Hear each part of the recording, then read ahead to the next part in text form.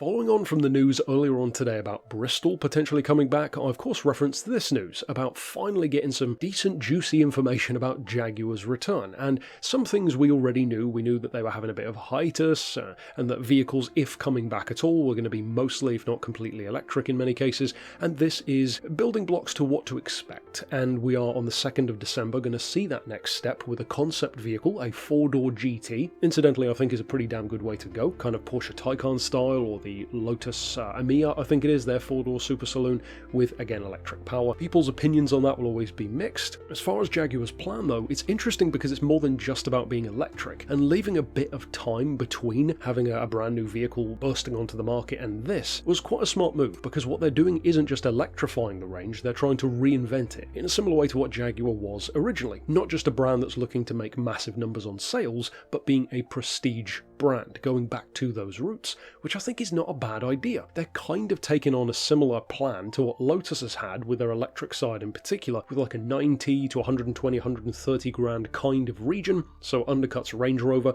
but it's still about what you'd expect for a prestige electric vehicle or luxury vehicle these days. They're having a 4-door GT, unsurprisingly an SUV as well, and of course at the moment the F-Pace is the only Jag you can really buy brand new anymore, and it's still selling pretty well. The most curious one to me though is they're reinventing their GT side of things by going away from what you would typically think of, which is kind of an Aston Martin rival, like a V8 Vantage, maybe a DB9 or a DB7. Now though they're going away from that and moving squarely against Bentley, the Continental GT potentially even, which is a pretty high bar to set yourself if you go in all electric on that kind of GT platform. I don't think it's necessarily a bad idea depending on the price, because as a former Jag owner, a few years ago I had an XKR, and one of the key advantages of not just buying one of them, brand new or used, but certainly more importantly living with one, is they vastly undercut pretty much any of their rivals, certainly any European rivals, on the costs of living with them. Obviously when it comes to an electric vehicle, that infrastructure isn't quite the same, and Jaguar has had some issues with the I-Pace. Some of them were recalled for fire.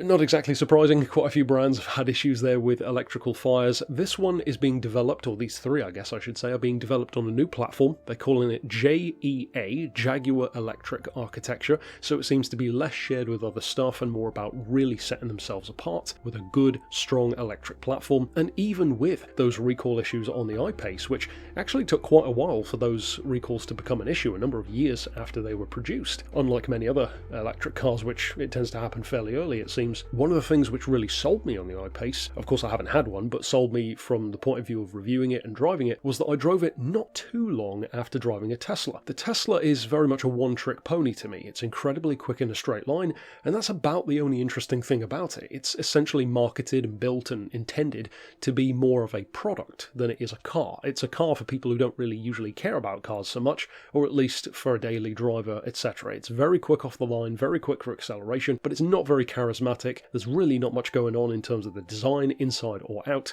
and it feels like an iPhone with a steering wheel. For those who buy it, I'm sure they love that, but for those of us who are a bit more traditional, at the very least, it certainly doesn't go out of its way to try and win you over, which sometimes isn't really a good thing. With the Jag I-Pace, on the other hand, what I did like about it is it feels like a good car first, which then happens to be electric. To me, that is the better way of doing it. So I'm very curious to see what this will mean when they go full electric in terms of those dynamics, because of course one of the reasons why people often prefer something like a Porsche Taycan, for example, over a Tesla is it is more characterful, it's more involving, it's more charismatic, it's more fun, it has more of a traditional car look even to it. It looks futuristic, it has style, you can tell it's electric, but in a good way, kind of like a Rimac, or in the motorcycle world like an Energica or a Zero. It doesn't lose that great looking design, that appeal that you would want, just for the sake of being clean and understated and, for the most part, boring, as many electric cars are. In terms of design, we will have to wait until the 2nd of December to see a first proper good look at what it's going to look like,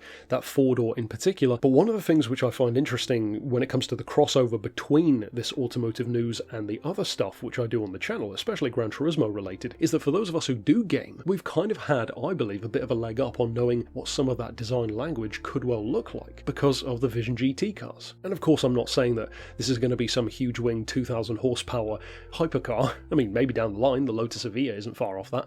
But for now, I think some styling cues, maybe some of the lines, some of the curves, certainly stuff like the grille or the lights, you could well see on these machines, even on a production scale, because a lot of electric cars do kind of look like concept cars. And one of the great things about that is it does allow you a lot of design freedom, I would imagine, for a designer. If you do design an electric concept, a lot of the constraints wouldn't necessarily have to be there when it comes to changing that to a production scale, because you could work within a production scale and still look like a concept car much more easily than with a traditional car. So I'm curious to see how they will look, how they will perform. For the moment, all we really know is Jaguar saying about 700-kilometer range, which is over 400 miles, about 435, and it will charge up to 200 miles in 15 minutes. So at least what you'd be hoping for, I would imagine, for that kind of price range. I would imagine they will also immediately do better sales than Lotus, who have had unfortunately very, very bad numbers. Even on the model which I love of theirs, the Elite, they sold like, what, 30 cars? I think it was something like that. They deserve so many more just for being bold enough to try something like that, I believe, but that's just how it goes sometimes. And for Jaguar, I think there will be more of a receptive market, not only because they've been gone for the most part for so long,